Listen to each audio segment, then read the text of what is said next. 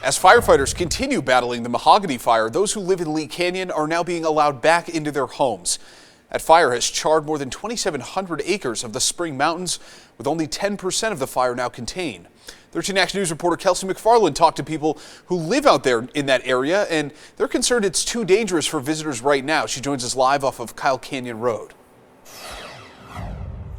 Yeah, Ross, that's right. Today, a stark difference from yesterday. Most of Kyle and Lee Canyon are now back open. The U.S. Forest Service says it is even allowing hikers back into some spots as firefighters continue to battle the flames near the Mahogany Grove campground.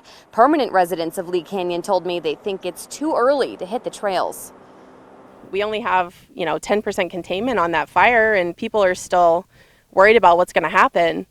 And we just would like to see the lives of residents and, first responders considered. Katie Johnson and Jimmy Alderson are permanent residents of Lee Canyon. They were given the voluntary notice to evacuate Sunday, but decided to stay. There were not many people that decided to stay in Lee Canyon, maybe 6 households. And we just kind of rode it out from there, just worried all night and scared to death. State Route 158 remains closed, and a mandatory evacuation is still in place for the Spring Mountain Youth Camp and other buildings on Angels Peak.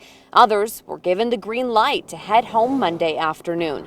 Johnson says once Lee Canyon Road opened, families headed up the mountain looking for camping and hiking recommendations. We actually ended up going to McWilliams Campground last night just to drive around the canyon, and there were people camping there. Johnson says she wishes the mountain would stay closed during the firefight.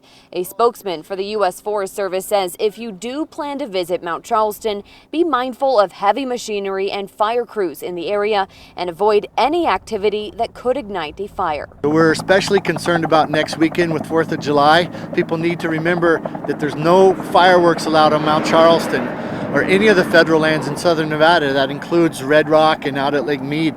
So we urge people to be aware and use common sense.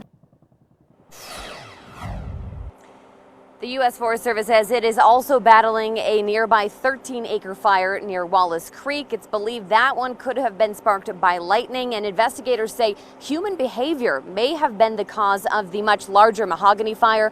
That investigation still pending. Reporting live, I'm Kelsey McFarland, 13 Action News.